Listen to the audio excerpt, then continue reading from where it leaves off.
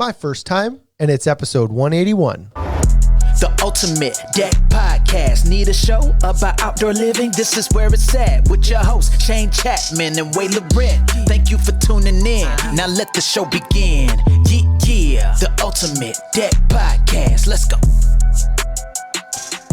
Hey, buddy. What's up? Not much. It's a Friday. It's a Friday. Earlier today than we typically do. Like 10 o'clock? Yeah, but that's okay because everybody's got things to do. It's the weekend. It's so early, Shane isn't even in his seat. He'll be here started soon. Without him. Like, he'll be here soon.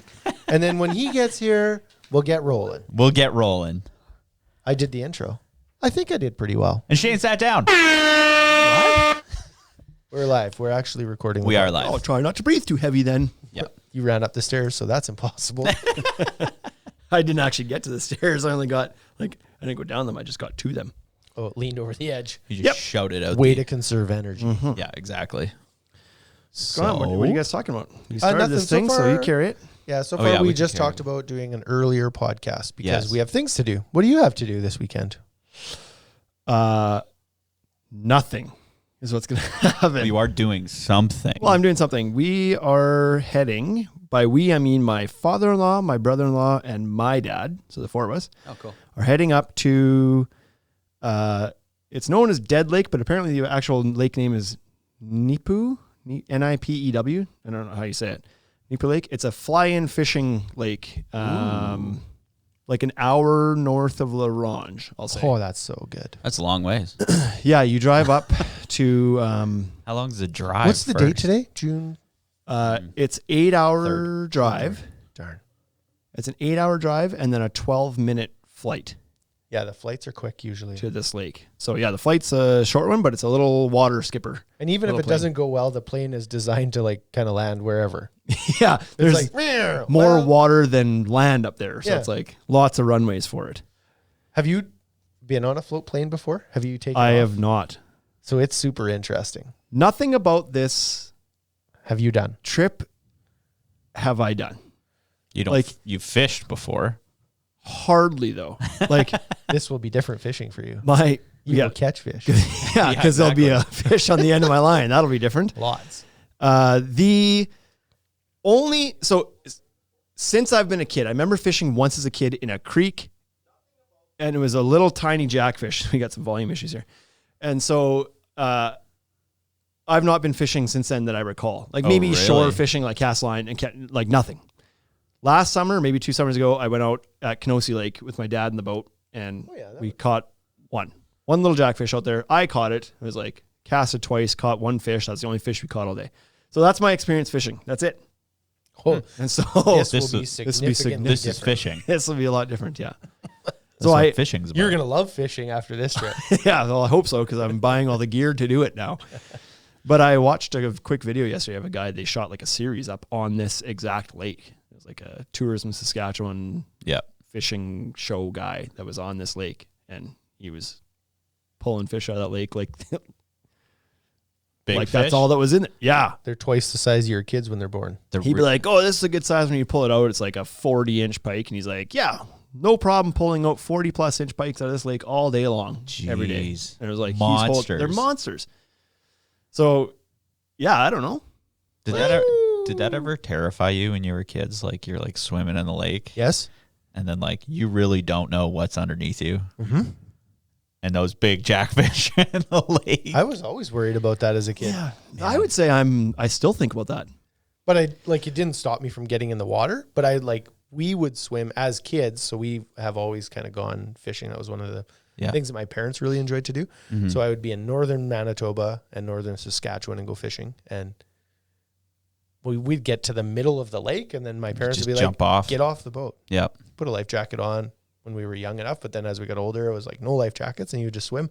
But like we would swim in 50 feet of water. And no kidding, when I was a kid, I was like, what's in there? There's something down there, right? And mom and dad were like, yeah, but they're a long ways down there, and they're not coming up. You're bigger than they are, so get in the water. Mm-hmm. What's scarier to you? Swimming in shallow water, like 10, 12 feet deep, or swimming in super deep water, like a 300-foot deep lake? What would give you more of like the 300 heebie-jeebies foot, a little bit? The 300 foot. Okay. Well, and I know that for sure because I was swimming in, I want to say that I was in Hawaii. Nope, Grand Caymans. I was in the Grand Caymans. Yeah. And I was snorkeling in an area and you could see the bottom, but it was 30 or 40 feet. Like the water was super clear and I was snorkeling. And then I swam out far enough. And what happened was like you could see the shelf and then it just went black. Oof. And there was nothing. Yeah. I went out a little bit and then I turned around and came back, was like, I don't really like that feeling. Yeah. It just feels so small. It's so weird. The other thing is that I've not experienced that in person, but I think that would freak me out. Because I've been fishing quite a bit, I understand that big fish usually sit on the edge of those shelves. And so if you're fishing, what you're about to do, you should always bring your bait across that shelf because big fish will sit in the deeper water and then they'll swim up off that shelf and that's where they catch their prey from. Right. The smaller fish will swim up. So at that very moment when I swam across over that really dark area, I felt like prey. Like you were done. And I was like, if there's a megalodon, it's over for me. Yeah. Right? What a way to go, though, eh? Like, if you're going to go. If you're going to be, I'd like to be eaten fully, though, by a shark. One bite. I wouldn't want it. I don't want that, like, flip you around. Yeah, that would suck. But would it, like, what if it was so big? There was a guy recently that was actually swallowed by a whale. Yeah. Alive. Smokes. Like, he was inside like, true Moby Dick story. Pinocchio. And I believe he got out. I believe he, like, somehow frickin' got back out of the whale. I got processed. No, I don't. I think he came back out the way he came in, if I recall. But, like. Oh, like tequila. How interesting would that be? Exactly. You're like swimming along, it's like not interesting. Inside of. Well, I don't understand how that just doesn't happen when those photographers are taking pictures of those whales. Right. So like a blue whale is so big. Yeah. Right. Or even humpbacks. Yeah. Like when a humpback comes out of the water, it is a significant animal. And I believe that's what swallowed this guy, was a humpback. Yeah. Well, because you want to get on your little canoe or kayak and catch all the best pictures, and then all of a sudden it's like, you've seen humpbacks, right? Mm-hmm. When you were in Hawaii? Well, not up close and personal, like not one that was about to eat me, but like from a distance. So I was on a boat, right? And there was a humpback that came up maybe 20 feet away from the boat. Oh yeah, that's pretty close. They're really close. Massive. Yeah. Like massive animals. And they're not the biggest ones, right? Like you said, the blue whales. Blue whales, right? Bigger. I was like, oh boy. But this isn't like a storybook where you get swallowed and then you just light your lighter and you're like, oh, hello. Like, yeah, exactly. That's not the experience inside. They're like, what would that be like? That'd be wild. It'd be awful. You would just be pitch black, still in water, presumably.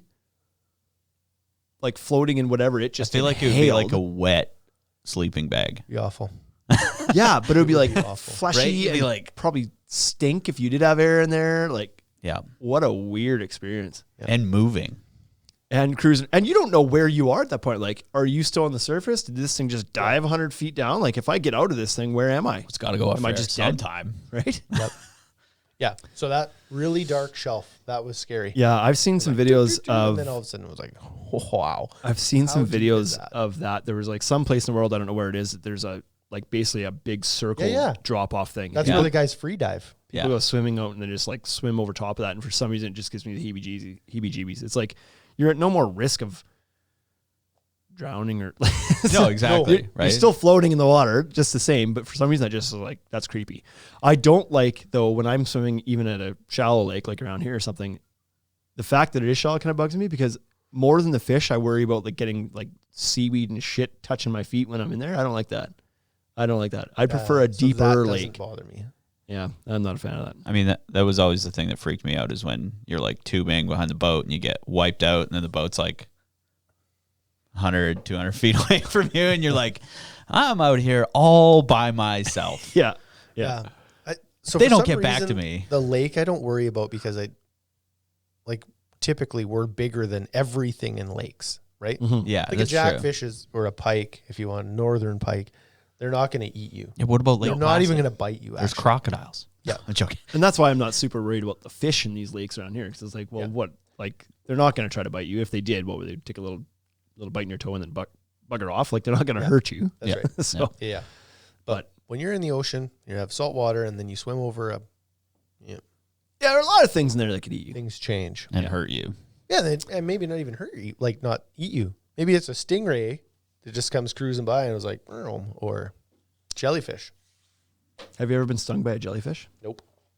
Shane just want to talk about peeing on someone. Somebody's got to get peed on. Yeah. I want to piss on you.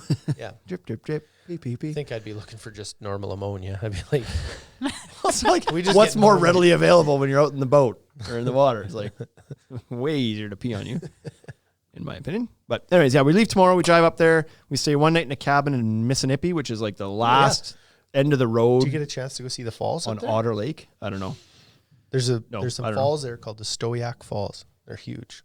Just like right around Mississippi or what? Okay. Yep. Well, And there's like maybe an if we have time. Old church there as well. And then Mission church. Sunday morning, we get First- on the plane and we first take church. off. 8 in the Nice. morning, I think. Out to the cabin. No cell service. Nobody else around. We'll be the only people on that lake. You just nice. get dropped off for 4 days and it's like, good luck. Yeah. Yep. Jeez. It's the best. If you get nervous, call me. I'll trade you. He can't. There's a satellite phone for emergencies, apparently. But- Before you go, if you like last minute decide you can't do it, just call me. oh, yeah. I'll go. Wait, get up here. Nope. That's it. That's it. What about you? What are you doing this weekend? You're going. He's going bear hunting. Did you talk about that already? Nope, A I little. missed that. Yeah, I just said I'm going to go bear hunting. Nowhere near as like It's not as cool. not as crazy. Are you Unless bear I hunting Is or it? baiting? Is it Unless not, I- not as crazy? Unless I shoot a bear. Yeah. Like if I actually shoot a bear, You might not even see a bear. so it might be completely uneventful, or it might be one of the most eventful things I've ever done in my life. Yeah, I was going to say on paper, that sounds like a much more terrifying journey. If I shoot a Going bear, fishing. Yeah. the plan would be that it will be around 30 yards from me, and that's how close it'll be if I do it. So Okay. It's like across the road. Yep, I plan to be in a tree stand, but bears can climb trees, so and they do sometimes. They actually like come up because they know you're there. They can smell you and Of course. tell you're there. So sometimes they're just more interested in the food than you, and sometimes they get tired of the food and then they want to come check you out. And so Good luck. Yeah, exactly. I hope to see one. I don't know how I'm going to segue this into railing, but I don't know, but there is like, I would say at least a 30% shot that you're doing this podcast by yourself next week. yeah. We both may not come back. Yeah, exactly. You guys are going off in the middle of nowhere. What are you no doing this cell weekend? service. Going to a flying fishing trip where there's no life Yeah. and no communication tools for 4 days. Oh, okay. And what are you doing? Gonna go shoot some bears from like arm's length away. It'll be a memorial podcast next week. Yeah. Shane's lost in the woods, and we don't know what happened to Wade. Yeah. Yeah. All we got was the other thumb. Just leave a thumb behind. All right. Well, I don't know, Bryce, but do your best to try to segue that into the topic Maybe you want today, to talk I about guess. safety. Oh, was it safety month? No, that was last month. No, but like railing is safety, and what we're about to do is not. Lots of that. No. Okay, that's a good one. I'm just going to use the sting, though.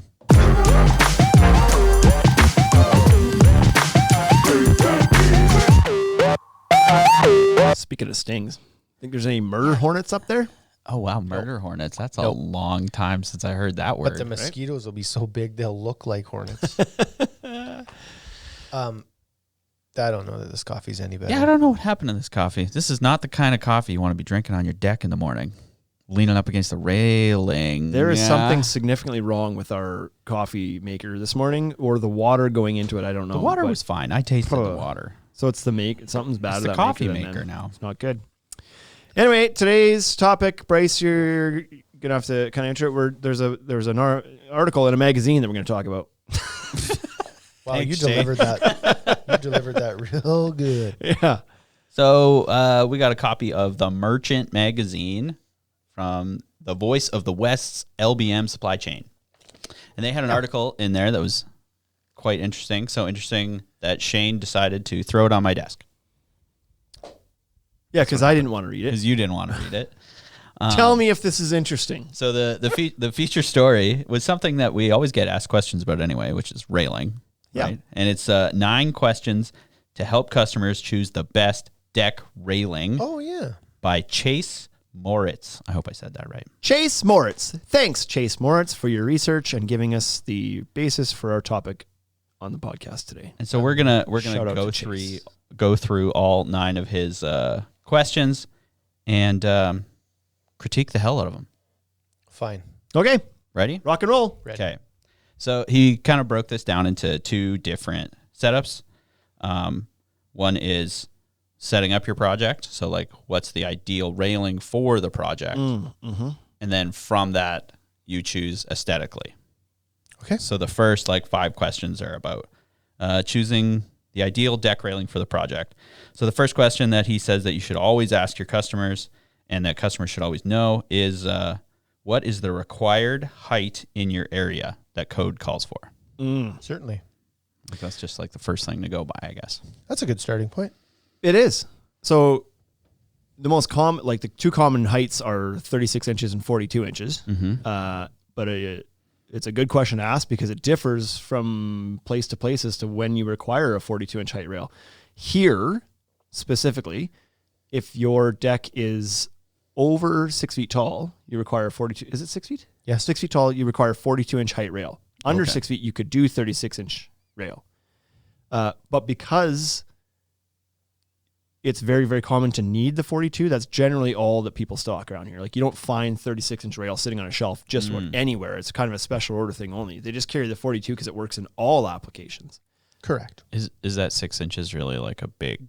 What's You know the halfway what? point? It is. It is? Yeah. Yeah. If you ever see a deck that's up in the air, like a second story walkout or something, it's 11, 12 feet in the air, and it's only got 36-inch rail, it looks really not safe. Oh, really? But if you think Well, about and then where your also- center of gravity is on your legs, like somebody like me who's 6 feet tall, 36, Oh, yeah. I'm 6'2". At 36, that's below the halfway point of me. That means if I walk into that thing, You go right I over. could tip over that thing. Yeah. Then you give it 6 more inches, now it's above my center of mass. Mm-hmm. So for me, I feel like it's fairly important. It doesn't do anything to me. I'm only 5'8". So. Yeah, you just need a bumper, like a curb Yeah, at the edge of the deck, exactly. right? Right? I wouldn't fall. If you just raise your fascia a little bit, it might Yeah. be enough to keep you on there. Yeah, exactly. But no, there's some places down the States that they're okay with 36 inches on those walkout decks. Well, they have a lot more people. They can afford to lose a few. Yeah, population That's control. what you're going with. Yeah. But that's crazy. Where's 3 feet's barely above my knee? No. 3 feet is exactly 36 inches from the bottom of your foot. Half your No, body. but I'm 2 feet to my knee easy. So it's sort of halfway between my knee and my hip. That's Yeah. that feels pretty low to me. It's very low. So that feels unsafe. But anyways, check your local building department because they'll tell you when you need 36-inch versus 42-inch height rail. Have you guys ever had to go higher than 42 inches? You ever seen anything like that? Around pools, you generally have to go higher. Oh. At least 5 feet. Some places 6 Right. feet. So around a pool, you have to have it enclosed with a locking gate mechanism, and it's got to be at least 5 feet tall in a lot of areas, 6 feet in some. So is it more dangerous, do you think, to fall into the pool than fall off a really high deck? Nope. Nope. And the other thing that doesn't make sense to me about this is that you're trying to keep kids out of the pool. Why are you going so high? Right. They're usually pretty low to the ground, kids are, Yeah, typically. typically. But some of them are quite mischievous and they'll climb things. They're like monkeys. Yeah. That is a really... I'm sitting here trying to rack my brain. What is the reason? Why? Why is it so Why? high around a pool? I understand you don't want kids to drown. It's a safety. Yeah, but you also don't want them to fall thing. 12 feet off a deck. Exactly. Yeah, I hear you. In fact, if they fall into the pool, there's a good chance they can get out of it just fine. Potentially. Some of them may drown, but a lot of them will be like, oh, I fell in the pool, I'm going to swim out. You fall off 12 feet, nobody's like, no big deal. There is a life It's skill. all bad there. There's a life skill you can teach your children around a pool Mm-hmm. to save themselves. Screaming. There is no life skill you can teach someone falling from 12 feet. on your feet. Yeah, exactly. Land on your feet. Yeah. Yeah. Be a cat. Which actually might be a bad idea to land on your feet. I don't know. Anyways, yeah, there's certain times when you do need, you're required to have that taller railing around pools and whatnot. Haney Construction here says code and aesthetics are not the same. Sometimes taller railing is more proportional and therefore the better option. And I agree with that because sometimes a bigger, taller deck with 36-inch height rail just doesn't look right to me. It's it looks like it should be taller rail. Right. And likewise, sometimes a short, small deck with 42-inch height rail looks not proportional. It's that seems excessively tall. Typically, people will try to do 36-inch rail on the front, on the front landing. Mm-hmm. in this area because those are usually kind of like a 3x6, 6x3, however you want to call that. Yep. So they're usually fairly small. So then to do big, tall, heavy rail, Big bulky rail. looks, yeah. USMC on Instagram says the distance between the top and bottom rail on pool code makes it unclimbable, if that's a word. So for a child, I guess they can stand on the bottom rail and reach to the top rail to pull themselves up and climb over. But on a 6 foot tall or 5 foot tall rail, they can't Right. stand on the bottom rail and then reach up to like climb over. So it's much more difficult to climb a taller rail. Right. Still does not. So then put the taller rail on the tall deck too. Yeah. We're okay with them climbing over the deck. Right. If they climb over the deck and fall off, a long way it's to like, the whatever. ground, just not into the water. Let's move on because that was a lot longer talking about the height of railing. Yeah, sure was. Going to be. Sure was. Yeah. So the second question is, does the deck have a lot of angles? So I can read the little blurb he's got here. Yep, read the blurb. If there are level runs with angles, certain styles of railing will be more user-friendly. Aluminum railings, for example, are the easiest to install on all level angles. Composite or cellular PVC railings can also be used, but may require a larger post sleeve at the angle. The degree of angles is much more limited with vinyl railings. I didn't really understand that. Yeah. Yeah, so I do. with the So with the composite post sleeve, depending what the angle is, like you may have to bird's mouth cut in your top Saying a rail. lot of words. you for sure don't know that one. Nope. So if that post is going to run into the corner of the post, you've got to notch a triangle into it for it to seat into the edge of the post. Does that make sense? Because you're going to put your post square, and then the railing is going to come into the point of that post. Okay. On the So corner. you have to cut a bird's mouth. Acute angles, Yep. acute triangles. around the post so that the railing can fit on there. So you might have to do that. And then sometimes just on aggressive angles, it's just like, depending on how big the post sleeve is and how wide the top rail is, it might be wider than the post sleeve itself when you start getting a really aggressive angle on or something. Yeah. The nice thing about Aluminum. a lot of aluminum rails, there's two options on how to do that. A lot of aluminum rails have like a sleeve, a welded sleeve on the top, and some manufacturers like Regal, for example, they have a 45-degree post with sleeves that are already at the angle you need. Yeah. It's no different in dealing with that angle than it is with a straight line post, aesthetically and the install purpose, right? Like it's just slides in, it's really simple. Or if you need a really odd angle, they'll have like swivel brackets that are like, they look a little bit different. Like they don't look as Bulky. nice. They're not nice. Not as clean looking. But they will allow quite a bit of flexibility in the angle that you can pivot them to, because they'll go like 90 degrees, probably even more than 90 degrees. So you can make it work with whatever angle. So, but if you have a bunch of corners and angles and you hate the look of those swivel brackets, well, then that's where this comes into. It's like aesthetically, I don't want to use that railing because I don't like how they deal with odd angles. And maybe you do want a composite that you can miter into or bird's mouth on a corner. Like it depends. It's an aesthetic choice on that one, 100%. Right. Yep. Okay. But aluminum's going to be easier. Yeah. Aluminium. Certainly. It's the easy. What are the surroundings like? That's question number 3. Oh, yeah. So that will lead toward like what you want for sight lines and stuff, right? Yep. Well, I don't like, it's like 2 sentences, and that's exactly what it said. Well, you did that much View more and sight efficiently. lines.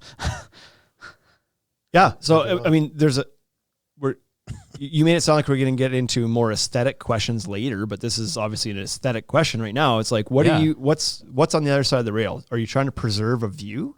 Because if you are, then you're probably going to want to look at some sort of glass railing or cable railing or something that's like fairly minimalist. And there's different levels of that certainly too. Like a basic aluminum rail can have glass panels in it to open up the view, but it would still have a top and bottom rail. Or you can do topless glass rail with aluminum posts, or you can do something like crystal rail or any other pod style mounting bracket for glass panels with no like a pop post. If you will. with no posts or top rail or anything. Or you can do cable, which is like, cable's a nice option because no cleaning really other than spider webs, but no glass water spots or dust or anything, but still like less bird strikes. Yeah. When you get used to the look of cable, you almost don't notice it anymore. So it gives a really nice sight line as well. Yeah. And if the back is looking at the back of your garage, like at my place, then who gives a shit? Right. Why spend money on fancy railing if there's nothing to look at? Yeah. So go with pickets. Mm-hmm. Go with pickets. Aluminum pickets. Or maybe your backyard faces something unsightly, like, I don't know, a landfill, or directly across to your neighbor's kitchen window or something, and you want to put in like a frosted glass or something that gives more privacy. Right. Sometimes you want the view, sometimes you don't, sometimes you don't care. Privacy wall. Yep. And yeah, your heights of rail might come into play too then, right? Right. So Don't want my all kid sorts going of into the options. pool. Anyway. Yeah. Or looking at the neighbor. That's right. What is the project's budget? I think that's always important. I'm surprised that's not one of the first questions. Well, it sounds like it is one of the first ones. It's the fourth. Yeah, it's in the top 5. When you say one of the first, how deep do you go in that? Top 5. One of the first refers to what? Like the top 2 questions. How is that they even have a to phrase? Be the most important. How is that? Isn't it the One first? of the first? There's no one of. Well, the first. The first is okay. singular. Are we really gonna? No. Yeah. First. No. First would refer to a group. No. Because I saw a TikTok the other have day. The things guy was Don't you talking. have stuff to pack? Wade wants to go bear hunting. It's like I talked about the English language and how funny it can be sometimes, and this is a perfect example of that. One of the first. One of the first. Yeah. My parents always said couple 3, and I was like, that doesn't make any sense. Yeah, it's a couple few. Everybody knows Couple that. few. Depends where you're from in Saskatchewan, I guess. Yeah. So budget, yeah, of course, deck budget. Of course, this comes into play because budget can be, wood rail can be very inexpensive. At least from a material standpoint, your rail might be $20 a linear feet with a pressure treated wood. Your aluminum rail might be $40 to $50 a linear foot for aluminum picket. You might be 60 to 70 for glass. You might be 120 to 150 for frameless glass. You could be that same price for cable. Your privacy wall could be $180 or $200 a linear foot. Like it literally could be 10 times from one style to the next when you start mixing infill kits and styles and heights and qualities And some of these all are sorts of much more complicated to install than Absolutely. They don't require just Yep. more railing material. They require more material on your Correct. deck, right? Yeah. Yeah. I think everybody should charge so much for wood rail that people then just switch to aluminum for the install. You should charge so much for install on wood rail that it becomes cheaper to do aluminum. Yeah, because if you are hiring somebody to install this rail, wood's probably not the cheaper option anymore. It Because shouldn't be. what you've made up in material cost, which wood has gone up over the last few years anyway, so it's probably not even that much of a gap anymore. You're going to lose that on the install because the install for a carpenter to do that takes much more time. You're cutting everything. Yeah. You're cutting the posts, you're cutting the top and bottom rails, you're cutting potentially the balusters, you're cutting all sorts of things, It's the you're fastening all together. It's just like all custom, essentially, right? Aluminum rail, if you look at a system like the Fortress home rail, you have to cut the rail Not panel cut maybe, much. Yeah. and that's fast. it. It's so You fasten your post It's down, so fast. plumb right now, Mhm. no leaving it loose to kind of slide things in, and you drop the rail panel in, put a couple screws in, snap the covers on, away you go. Mm-hmm. Like it's quick. Mm-hmm. And it's easy, it sounds like. DIY could do that. Yeah, and it looks way better. Yep. There you So- go. And so budget should play a factor in that. Yep. That's why it's one of the first questions. That's why it's one of the first questions. Yeah. The fifth question, unless you have some Instagram comments Shane's over there. got some comments. I do. I'm reading through them to see if they're relevant to the topic He's at not hand here. USMC, this is random, but USMC says Barrett Outdoor Living was acquired today, by the way. Not sure if you guys do much of that up there. No. Haney Construction says, hopefully the new owners of Barrett don't drop the name Duralife for the decking. I'm not sure why he's tied to the name Duralife, but that's interesting. I've been talking to Barrett quite a bit about bringing some of their stuff in this year. Not the decking, but some of the other accessories and whatnot. So acquired by who? I'm curious a little bit, but Ooh, whom? Whom? and Corey Dubb says that's a pretty great system, the Fortress home rail. Yeah. He works for Fortress, That's right. as does USMC. 25% of our audience today is from Fortress. So the final question in the what is the ideal deck railing for your project group is where is the project located? Coastal areas need railing materials that can withstand salty, moist air. So vinyl, composite, and aluminum are a better option than steel. Yeah. So I think that if you owned a lumberyard or a building supply store in one of those areas, it wouldn't be a conversation you'd have to have with the customers, Yeah, because I you was would gonna just say. what I had there available for purchase would be good for that environment. Yeah, Seems silly for me to have a whole bunch of you're not gonna sell that stuff mostly. Iron and salt. Like where we are right now, we don't have to worry about ocean water, Right. salt spray. well, with the wind we get, Yeah. The amount of salt we put on the it roads. could potentially carry that mist Yeah. 4,000 kilometers this way. It's unbelievable how windy it is here. But you're right. It's not a concern for us here because we don't have that salt environment. But when you're within a mile of the coast, everything changes about all your building practices, including your railing. Sure. Right. So And aluminum doesn't rust. So that's a good thing. Man, aluminum just seems like the bee's knees. Yeah. Like, why not? The one part sometimes that aluminum does have is powder coated steel screws, and those can rust. So maybe you need to swap those out for a stainless steel screw or something potentially. But That's about it. a wood rail should perform if you maintain it out there. But you again got to make sure you're using the proper stainless fasteners and hardware when you're doing that in coastal regions. And you're gonna have to oil the crap out of it. You want to take care of that. Yeah. And But again, yeah, this is something that I think if you're there purchasing, I don't know. I feel like your yard or your store should have your back in that one. Mm-hmm. Yeah, totally. Yeah. They wouldn't carry it. You would they hope should not. not suggest installing Steel. like iron rail or steel rail by the coast. But some people have no morals. I mean, if People you're gonna have no morals. if you're gonna be diligent on maintaining and painting and touching it up, then fine. Your rail ethics are horrible. Okay, let's move on to the aesthetics, the fun questions. Finally. Yes. I feel like a Finally. couple of those were aesthetic. Yeah, they were. But, Chase Moritz didn't do a good job of separating. I think he probably did a really good job. Probably. Great at content, not great at organization. That's right. So, number 6. Sorry, Chase. Sorry, Chase. Right now, that just cut deep. He's like, oh, wife says it all the time. Yeah. He's going to be the first one to comment on this YouTube video. Right? So Go ahead. I said, let's hope. Let's hope. Okay. Will the deck be used in the evening and therefore need lighting? This is an important question because a 2-piece top rail will provide the most labor-friendly application of LED wiring. Before we move to that, answer that question, Haney says, aluminum doesn't rust, but it sure does corrode in a salty environment. Half my builds are at mansions within 100 feet of the NH, New Hampshire? What is that? NH. Yes. New Hampshire, Atlantic coast these days. Copper and high-quality stainless steel are super important. Yeah, so aluminum doesn't rust, but it does oxidize. Like, it's not completely bulletproof, but it's better than steel, is my understanding, in those environments. But I'm not in that environment, so I'll take his word for it. Stainless steel and copper are the number ones. Okay. They're one of steel the railing. first. One of the first choices that you would make. So should you light One your of the rail? first. Yeah. Is Should that you kinda light what- your rail? Yeah. That's awesome. Are you going to use your deck at night? What do you think, Wade? So Should we add therefore, lighting to should the you railing? light? I think we should add some lighting to the railing. I think it looks really good. It's the last place I would add lighting. Typically, I think lighting should be on your stairs right away. That'd be the first. Not for me. That railing's at my knee height. I want to see where it Yeah, is. he wants to I make don't want to sure. hit that in the dark. Right. Yeah.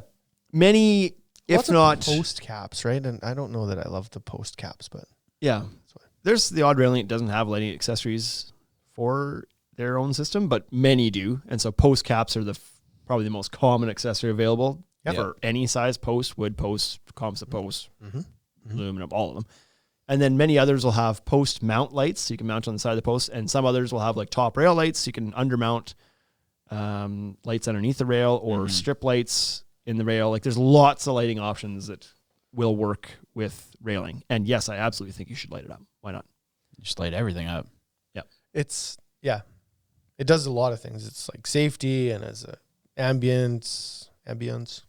Yeah. It's Yeah, nice. and you It's can good. use it at night. I think that's like I think people people use their use deck. their deck at night, I think don't they use they? it anyways, so you might as well have the lights on it. So One of my favorite lighting looks for railing is actually, you could probably do this with many brands, but Regal Ideas has like an LED ribbon strip light that goes in the top rail. And if you do that with glass panels in there, it looks really cool. They can change colors and whatnot, but I've seen it done with like a textured glass yeah, you did it with Like a that pattern, that pinhead reed. Yeah, pinhead. glass. or even like a frosted glass would probably look really cool. And because there's so much texture to the glass, it really like, what do I want to say? Like dissipates or like refracts the light within the glass panel. For sure, refract is the right word. And so it like just gave, the first time I ever did that, no, I didn't do it. It was one of our managed installs, decked out contractor in Regina built the project, but we did this and the customer was like, well, we want privacy on the side, but we like to do the lighting all the way around the deck in there too. And he's like, what's that going to do? I'm like, to be honest, I don't know. I don't know what effect that's going to have. Winging a prayer here. Yeah, to have that in there. Like the light will still come down, but I don't know how it's different than a clear panel.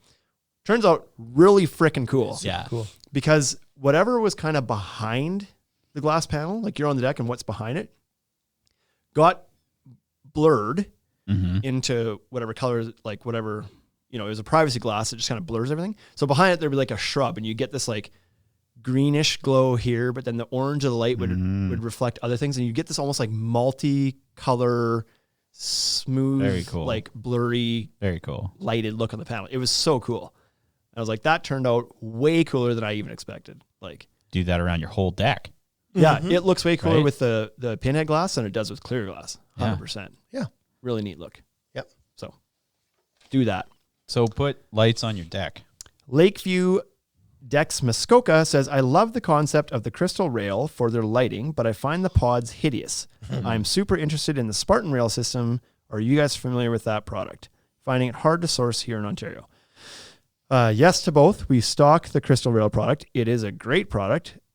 You're not the only one that thinks the pods look hideous. I think that's a fairly... I think even the people at Regal think it looks hideous. They look like spaceships, man. That's what everybody says. Yeah, big dino egg, spaceship-y looking things. They're pretty spacey looking. It's a weird choice. I feel like whenever I see one of those railings, I should see it at like Burning Man in the desert or something. Yeah. Yeah. It just looks weird. It does look weird. Sculptural. That said, the system itself is unbelievable. Yeah. It's awesome. The light's built into the pods. You don't have to add extra lighting accessories and worry about it. It's built into the pod. Is that like... Shines up through the glass. Like you're sticking with it is awesome? So I don't love it anymore. I think it is, yeah. I used to. It's certainly not... Doesn't have the... I feel like we've had a lot of issues with it. There's been some issues with the lights. Bulbs have been burning out. Not holding up over time, yeah. And that's a pain because... Like, let's be honest, when that stuff goes onto a deck, typically the bottom's closed in. So now you got to remove all the soffit. Like, how many lights burnt out on that one job that you did 3 years ago? Like, it's a running total, I think. Exactly. Like, you've changed just about every pod there. Not that I want to light Regal up, but I just think people should be aware of this. Yep. And so, like, the remotes break super easy because where they have the battery. And so when you go to replace a battery, almost every single person that has replaced the battery has broken it. And so then they got a solder point on the like, battery holder or something. Yeah. Right. So then they got to get a new remote. And it seems like almost every job we've done, we've had at least one pod burn out on. Yeah. Or the light, or they changed the color of the light. And so then you had to replace that. And when you replace those lights, it's not as easy as just like pulling the light out. You have to pull all of the glass off, set it down, change the light. Sometimes accessing it from underneath the deck, which means removing soffit. Like, it's not. The Gen 1 was flawless. The Gen 1 was much more difficult to get to.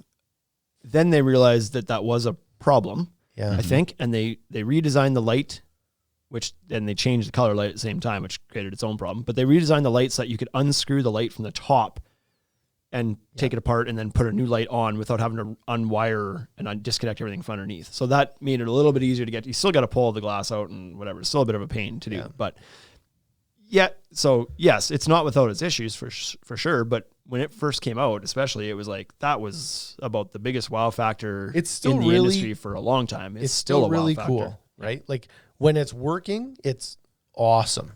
Right. And the price for it is decent. Like to get the lighting really included in there, it's like it's compared to other frameless glass options. It's like it's comparable, yet it's even less obstruction of view because all it is these pods, and you get the lighting system kind of included with it. And so price wise, it's like a good premium priced option. The Spartan rail system is similar, but they have gone with a more traditional style spigot. It doesn't look like a spaceship egg. It looks like a traditional spigot, like stainless steel spigot on the bottom with a light in it as well. And they also have the ability to change colors of the light, right? Yep. The crystal rail is one color and that's it. Correct. They both use their what our glass manufacturer calls Starfire, which is like an extra pure. It's a no iron glass. So it's a very pure glass to allow the light to travel through the glass unrefracted. Yes. There you go. Hits the edge of the glass that's polished and glows there. So it gives us like Tron look. It's super cool. Very cool. So they both do that. The Spartan rail does, I think, look nicer, has the multicolors, which is cool. The reason you can't find it in Canada is because apparently they don't have whatever, I don't know if it's, what's the code? I would say Safety that Council, CMCA? CMCS? Why is it skipping that doesn't sound right. CMCC. Whatever. CMCC. CMCC? Yeah. Approval on that rail yet. And apparently they have the equivalent approval in the States. So it's available in the States right now, but it's not available in Canada yet. We'll have to smuggle it in. And so I've talked to them about that because we're interested in it. It's a cool system. It's manufactured by a guy in Australia, a company Illuminated Balustrade. And it's a cool system. I'd like to get my hands on it, but apparently we can't sell it in Canada yet. So go figure, but it looks much better. Deck Protect says Brolaws just did a video, presumably about the Crystal Rail because they're Regal sponsored guys. Haney Construction says the pods are an alien abortion. Here's hoping they make a more classic shape one of these days. The shape is for sure a holdback for some people. The shape does turn people off. The shape is, and I remember you and I seeing Crystal Rail for the first time in person at the Western Retail Lumber Association buying show 3 or 4 years ago. Probably more than that. Like, maybe five. Because it was before. It was like when it was coming out, then it got taken off shelves and came out again. Yep. And Paul LaFrance was there because he was involved in the design of it with them when he was a Regal guy. And that was our first feedback too. It's like, this is freaking incredible, but like, what's the spacey shape? Like that seems like a weird choice. And their thing is like, it's all in the engineering. Yep. It had to be that shape for strength and whatever else. And I was like, really? Okay, you couldn't have gone with something more square or released a cap that you could slide over, would give it a more traditional look or whatever. Anyway, I thought for sure by now they would have a different look, but engineers are funny. They mess a few things up. You know? So I have a Ford truck, and I can tell you for certain that no engineer has ever hooked a trailer up. Like the Ford engineers that designed the hitch on the back of that truck have never towed anything. Because if one of them had ever hooked up safety chains on the back of their truck, they would redo that entire setup. Yep. You can't actually get the hooks through because the angle of like where you're supposed to hook your safety chains to, you can't actually put the hook through. So you drive around, and every Ford you see will have clevises on the back because I had to put a clevis on there. That was the only way I could hook the safety chains to my truck. I have seen that a lot. I had no idea that's why. Yeah, because I couldn't hook the chain to it. And so it was like, well that's silly. So the engineer, whoever was designing this was like, oh, this would be such a good design. And then they did it that way. But they've never hooked a trailer tested up. Because if they had hooked a trailer up, they would have been like, well, that doesn't work. Yeah. Same as these engineers that design the lights are like, well, that works.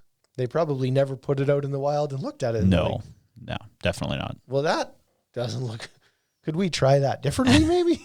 So I don't know. Could you just hang truck nuts from the back of your truck and then easier to hang truck nuts than hook the trailer and up. Then do like a noose knot around the nuts and just like tow with your nuts. Would that work easier? Well, it's only if it falls off the hitch that it bemes a problem. Yeah, exactly. Yeah. Most of the time, the nuts would be fine. Deck Protect Inc. says the pods remind me of an SNL skit, Coneheads. Oh yeah. Yeah. Dan Aykroyd.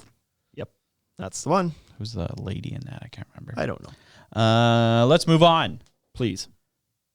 Enough about lighting. Will you be using the deck for frequent entertaining? Does a bear shit in the woods? Like, what? What are we talking about here? Do you know the one I heard the other day? I don't know if I should say it. If you're questioning it. Does Dolly Parton sleep on her back? That was the one that I heard the other day. And I was just like, boy. Yeah. So Are you going to use? Well, yeah. So the small sentence that Chase mentions here is, if so, a drink rail might be a great fit. It also provides a flat surface for placing drinks in small plates. So awful. It's awful. I just took a sip of this one. Why? Okay. I didn't Boy, even listen to your whole question. I was like, About drink rails. So I don't Put know. a drink that- rail on yeah. if you're going to entertain back there, apparently. I guess so. I Makes like the sense. look of drink rails, to be you? honest, more than anything. Yeah, I do. A little bulkier. Because I think it allows you to tie the colors that are on your decking into the railing a bit. I like that look where it's like the decking is all whatever, tiki torch by Trex, whatever. Then you got black rail, then a nice tiki torch board on top again. I think looks sweet. But also, it's like, why not do it? You can still like, what can't you do with the drink rail that you could do with a round top rail? Hold of on to aluminum? the You rail can- when you walk down the stairs. Yeah. Well, yeah, you still need your graspable rail if you want. Don't put the drink rail. You're not going to put a drink on the stair rail anyway. What if you need to do. slide the drink down the stairs? But Yeah, exactly. you can still lean on it just the same as you would have without a drink rail, but now you can also set your thing on it. I think it's a good idea. We don't do enough of that. We don't sell enough drink rail clips for the Fortress system. Like, we have them. People should use them. They should Who do sets drink their rails. drink down? I only set it down when it's empty. Well, you could build your pyramid on the deck rail, On the rail. right?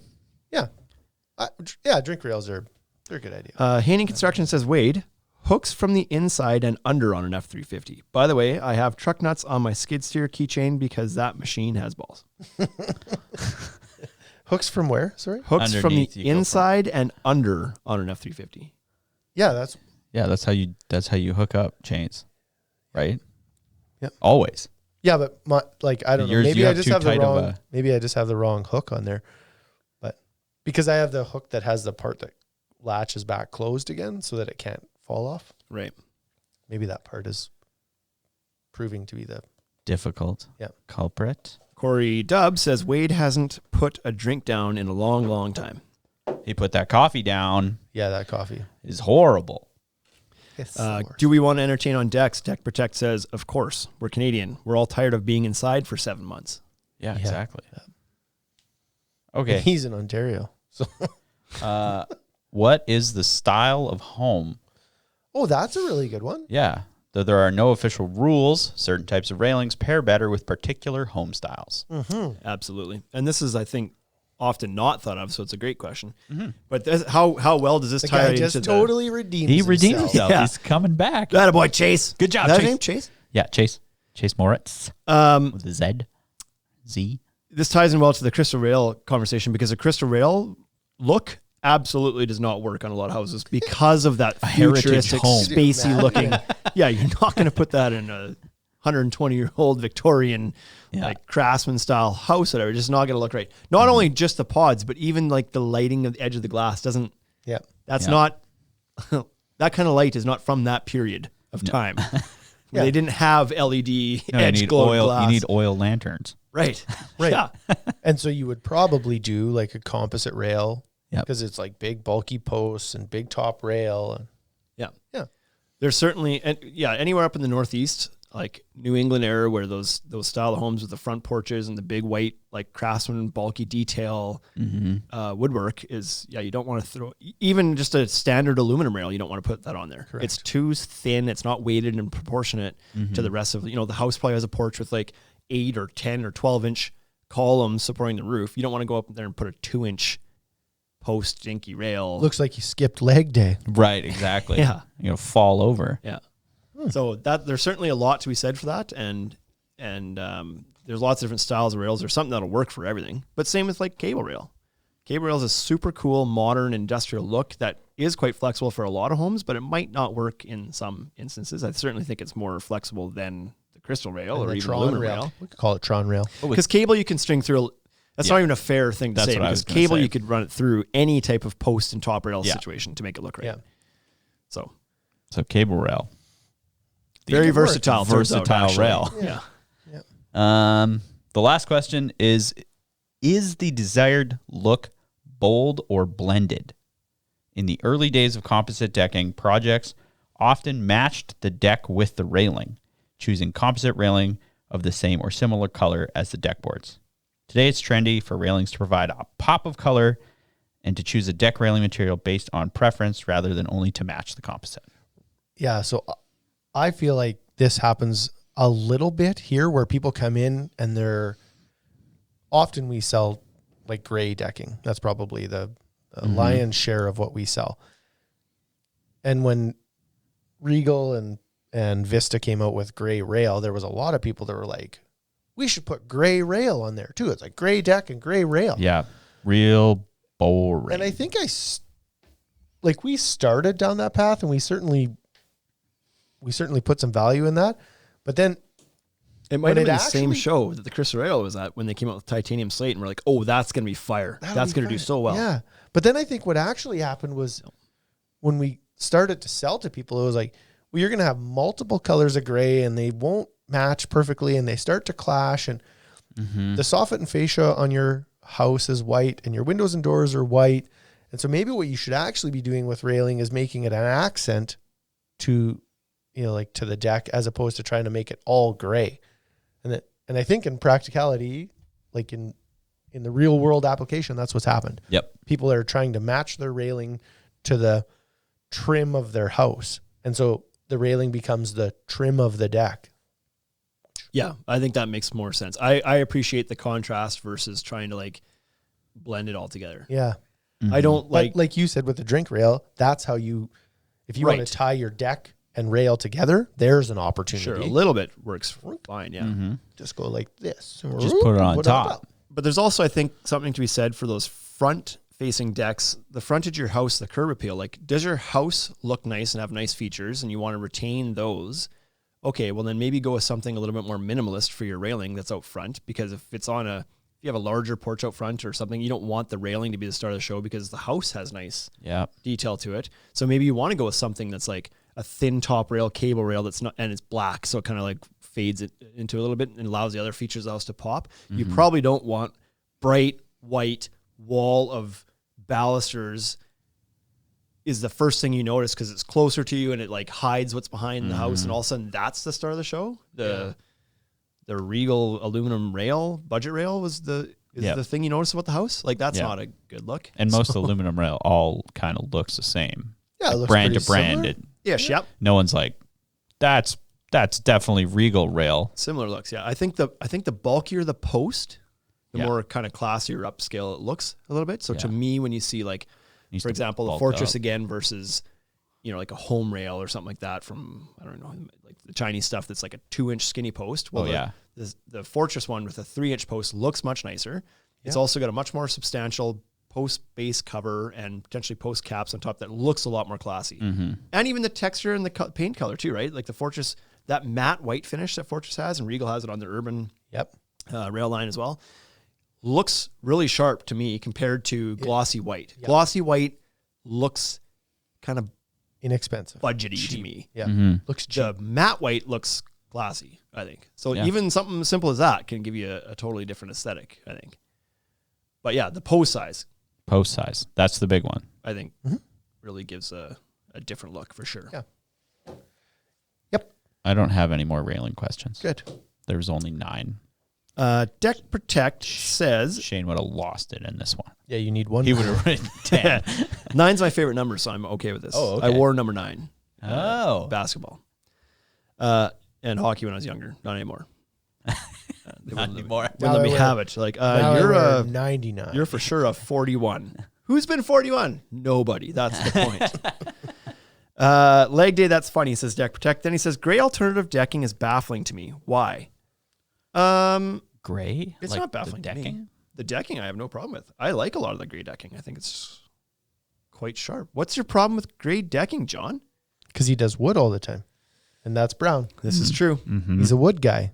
This is true. But I think that look of, if they're trying to replicate something that looks like weathered gray patinaed Ipe, I think is a very nice look. And you're going to get that with something like Azek Coastline or Decorator's Tundra or Fiberon Promenade. What is it?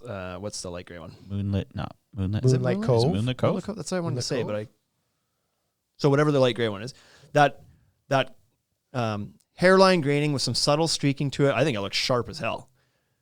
Now, if your house is all white and gray as it is, then yeah, maybe you want to contrast that with a pop of color. Maybe that's not the one for you. But I think it looks really good in a lot of cases. So certainly the people have spoken on that. We sell way, way, way, way, way more gray decking than we do browns, even though that might be starting to shift. The warm grays are happening for last few years. It's been a thing, right? I feel Warm like grays are starting to come. I feel like gray's easier to like compromise on. The other generally, it doesn't really. It goes with anything. it goes with anything. It's an easy. It's hard to find a conflict and be like, yeah, it doesn't go with the house. No, gray can really work with anything. It's extremely neutral. So yeah, and spend your money on the lighting anyway. right. Sure. It's gonna look better. Yeah. Anyways, anything else? No, that's all I got to say about that. That's all you got to say about railing. It's tough to have a good good riveting- conversation about railing. riveting So I like railing how it was structured. conversation. So thanks to Chase. Where's he? Does it say where he's from? Nope. He was a contributor Just to Chase. that Merchant Building Products How did magazine. you get in there? Chase Moritz. How do you get in that art? Like, how do you reach out to them and tell them you want to write an article? Dear Merchant Magazine. Yeah, I don't know. Deck Protect says if you clear oil wood, it goes gray. Yeah, and that's the That's the what people look. are doing. That's what they like. The look of that, I think, without the maintenance of it. No Right. maintenance. That's a good compromise. Less maintenance, I guess. Love it. Cool. That's it for me. Washing things is not maintenance. Okay, we're gonna go there.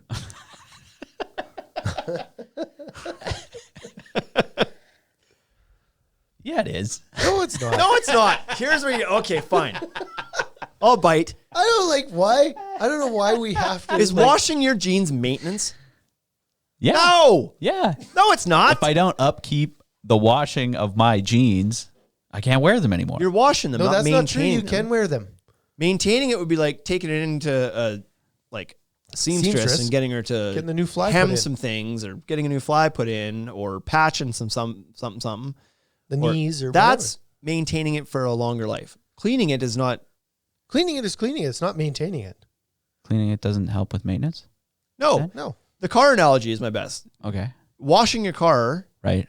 isn't maintaining it. Took it to Changing the oil is maintaining I it. took it to the service station so I could get it maintained. What'd they do? Yeah, they washed it. They do wash it, though. No, they don't. Only if you pay them $100. They do wash it. They You got do to pay them to do everything. So, Anyways, I hate when manufacturers are like, well, you're not allowed to say it's maintenance free. It's Slow like, maintenance. it is maintenance free.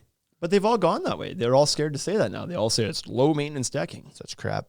but are they really talking about washing it, or are they talking about other stuff? Oh, they're talking about washing it. Because it somebody could got rot. mad. It could do this. It's because some lady spilled coffee on herself and then sued McDonald's and got rich. And now everybody has to be so careful. But what is the purpose of maintaining something? It's to make it last longer. Increase longevity. right? And so if you let your composite deck be dirty, it's not shortening the life. So washing it isn't maintaining anything. It's Well, not doing anything other than I mean, making you it could look argue better. that it. How? Could Well, you? So if like you got I- a bunch of rocks on your deck, All ears. and you don't sweep it, and you go on. So now your you're deck, saying I'm just sweeping it is saying- maintenance? I'm just it could be. No.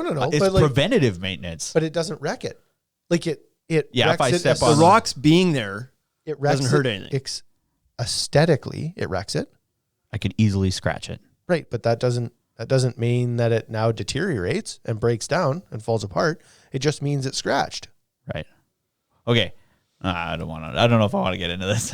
your table on the deck could scratch your deck. Yeah, it could. Not could, will. Moving Well. your table isn't maintenance. Yeah, it is. No, it's not. No, you're right. It's not. It's labor. It's not. Labor. Curtis Patala says, I wish my wife was maintenance free. Holy. Wow. He uses the term ultra low maintenance for his wife or for his decking. Ooh. Okay. So debatable whether cleaning is maintenance or not. This will be an argument it's that not maintenance. I knew it. I'm knew it. just trying to provoke Just playing conversation. Devil's advocate over there. You guys are way funnier when I make you mad. Right? Is Bryce looking, Haney Construction, is Bryce looking for a get your rocks off on your deck comment? Get your rocks off. Yeah, because you were like, Yeah. Bryce, what are you doing this week while we're gone? You doing anything cool this weekend? No, I'm not. are you going bear hunting? I'm must not be- going bear hunting. You're going to go catch fish and feed yourself? Cow tipping at least? or- No. I'm not really doing anything interesting this weekend. What? Okay. Why did you think I was? Well, what did you think I was doing? wicked things come in threes. So I figured if we're No, doing I'm not cool doing things, anything you gotta cool do So this something. weekend. Dana's going camping. Dana is she- going camping. Yeah, she's going fishing and camping. She's probably going to take her BioLite stove. She She's sure a big is. fan of that too, eh? She Yeah. is. I missed out on So- Did that. you see Compound is burning the old BioLites? He does have his BioLite stove going, Is yeah. that BioLite plug here right now. You haven't gotten anything yet? No. I'm waiting. got That the light. BioLite stuff is freaking cool, which I've thought from the day even before. That's why I ordered it, because I thought it was really cool stuff. But when it showed up, we're like, wow, this is even cooler than I thought. And now I've actually I've used my little camp stove once now. I'm totally taking it with me up north. Mm-hmm. I'm allowed 60 pounds. I'll find 2 pounds to bring that little stove with me because it's really cool. But I'm also downstairs going to do some shopping today to buy some more of the BioLite, like the Alpenglow lantern. Yeah. I want to bring that up there. I'm going to grab one of the battery packs. What about solar panels? I was thinking about the solar panel, and I don't know if I'll actually use it up there. But eventually, I Right, do 'cause want to you get have one of so the much solar- electricity. Well, there's a Plug into- generator up there, Yeah, but you turn the generator off at night. right? But I don't know that Let's be honest. during the day when the Probably sun's the out, I'm going to most- have my gadgets with me in the boat. Right. But you don't which need you your won't light. need. Which you won't need. Which you won't need because your gadgets aren't going to work. Like typically, what you need power for is your phone, and it's not going to work. Yeah, well, I'll be taking pictures though. My phone. Yeah. That's But what I it's- need it for. It turns out the connection to the world is what burns battery. Yeah, fair enough. And I will be like reading. Like I'll bring some books, my phone, whatever. Like if we get, okay. I was like, you're gonna bring paper books? Nope. You should get a paper book. Nope. You should get a paper book. You're going to be off. No, the they grid. weigh too much. Did it hiccup there? Why would I do that? I can put 10 books on my phone and it weighs no more than if I had no books on my phone. never gonna read 10 books. You can't read. I might listen to 10. Yeah. Like they might be picture books in audio format. Picture book. It's curious, George. There's a picture of a bear. I challenge you to go on day 3. I challenge you to not touch your phone at all. Not at all. The first 2 days is too hard, but then on the 3rd day, try to like not touch it. Well, I don't imagine I'll touch my phone lots. Like I'm going to want to take some pictures and some videos while we're there, and that's going to be on my phone. And like, Do you want me to send a camera up with you? You could use a real camera. no, I don't want to do that. Oh. Got 60 pounds. Oh yeah. It's a weight thing. I don't need. It's just I really don't hard. need So I've done professional photographer quality walleye pics. I just wanted a picture. I've done Right. this. Like I've done this off the grid stuff, and it is like the first 2 days is so tricky because you're just so used to using your phone, Oh, 100%. There's going to be an itch to grab my phone and have a look at it. and then by the 3rd day, you're like, "God, it's so good. That thing's not doing anything. Yeah. It's the best." Yeah. Then when you come out of there, it explodes. It's like bang, bang, Oh, bang, yeah. bang, bang, bang, bang, Yeah. bang, bang, and you have like 600 emails and chats, and it'll be wild. No, I'm looking forward to turning it off because It's good. I don't do a good job of turning it off. No? Nope. I love turning it off. I don't. I like- it's just like, Like 6, 7 o'clock at Yeah, night. you ever I try put it and on the get- counter and I just walk You away. ever try and get a hold of Bryce at 7? Yeah, it I do doesn't occasionally. happen. gonzo, eh? Not Yeah. good. I should be better at it, but I think that this like forced reprieve from technology will be enjoyable. So fishing aside, I believe that I will probably fall in love with fishing a bit more this weekend. Like it's not something I ever feel the desire to go do. I believe I would enjoy it if I ever went and did it. Like, because like I said, my mind is going all the time. The idea of sitting in a boat and doing nothing feels a little foreign to Only me. having one task, fishing. Right. But I think this will also Yeah. be good to like, this is going to be cool because it's like a chance for my dad and my father-in-law and brother-in-law just like How many boats do you have? talk. 2 boats? I think there's actually a few boats up there. I believe in pictures I've seen there's like 6 boats on the Are shore. you gonna? Race. Do you have a schedule where you're gonna like fish with your dad one day and then fish with your brother-in-law one day and then fish by yourself. No, I don't know what our plan is. Okay, so when we'd go on this trip, there'd be 6 of us that would go, and then we would set up a like one day I fish with Luke, and then one day I fish with Drew, and then one day I Gotcha. fish with Chris. Right. Anyways, it would be good. You'll have like totally different conversations each day, right? Like you and Yeah, I bet. Jackson would have a So even the drive up there is 8 hours, That's I was gonna say that's a long drive. right? And so it's gonna be like there's gonna be a lot of conversation that we wouldn't normally have. Yeah. Like my dad and I don't have phone calls. That's if we're on the phone, it's because he's on his way to Regina and he wants to know if we're home. And it's Right, like, yeah, exactly. we are. See you soon. That's your it. dad isn't the Right. chattiest guy. Not the chattiest guy, and I'm not a chatty phone person either. And so Send me a text. yeah, there'll be that. Yeah, And then, exactly. like I don't like my brother-in-law lives in PA. He lives up north. I don't see him a ton. We don't sit there and have hour-long conversations either. So this will be different. I'm curious how this. Yep. How this The car ride will be the worst. Once you're on the boat, then it's good. That's for real. It's like it's just. I love driving, but so. I've always wanted to just kind of like go rough it in the woods off the grid a little bit. Yeah. Just from a camping perspective, like not even like let's go on a fishing trip. Just like packing your camp stove in a tent, hiking a bunch, setting up shop somewhere, and just doing that. So this is going to be close to that. We'll have a cabin up there, but it's going to be about as rough as you can get without the cabin. Right? There's like off the grid and like. Over the last 2 years, I've really cook what you catch. I think it'd be cool. Yeah, like eat what you catch. So that's super good. Over the last couple of years, I've started to entertain this idea of like backpacking into the mountains. Oh yeah, let's do that. I'd do that. Yeah. Yeah. I don't know if I could do it or like I feel like I could, but I wonder if I'm like misled in how much work that actually is. I mean, it's a lot of work. It's a lot of work. So I don't want to do something that there's like, I don't want to do something where it's like there's a chance you don't come back out of there. I don't want to do that kind of trip. Right. But like somewhat traveled like a trail map, and it's like you do this and then whatever. Yeah, and it's just like a 4-day hike, and you like hike to a place and then camp and then hike to a new place and then camp and then and you hike and you're out. You fish the rivers or something and catch your odd meal and scavenge for berries a little bit and like. Yeah, I don't know if I do that. I eat mushrooms. Just be like, start eating stuff. Eat this mushroom. I'd be okay throwing some backup food in the backpack, whatever. But like absolutely, I like the idea of doing that because camping has become so glamping, right? Like when we go camping, it's usually with one of our parents. There's a 35-foot fifth wheel with TVs and air conditioners, and like are we roughing it? No, you're not. The roughing it is like, my clothes smell like smoke. That's about as like roughing as it fire. Gets. Yeah. Right? Yeah. And so, but not in a BioLite, because if you had a BioLite fire, it wouldn't smell. Doesn't smoke at all. Right. But I think it'd be cool just like to have to live off, not like short term, go in the mountains for 3 days and like live off. Figure it out. When the coronavirus first happened, I thought I was going to end up at the cabin because everybody was going so crazy and they're like stealing stuff and everybody was buying things. I was like, well, this is getting a little out of hand. Time to leave. I think I'm going to go to the forest. Mm-hmm. And then at least there, you're like left to your own devices. Nobody kind of shows up and bugs you. Mm-hmm. So, yeah. So anyways, I'm going to enjoy this. I'm going to enjoy this little trip. And it'll be cool to be out. Like, it'll be different for sure. Being out where there's like no other souls around. Yeah. It'll be different. So, yeah, I love it. Yeah, super cool. Okay, let's get you on your way. Let's rock and roll. Okay. See you guys next week. Peace.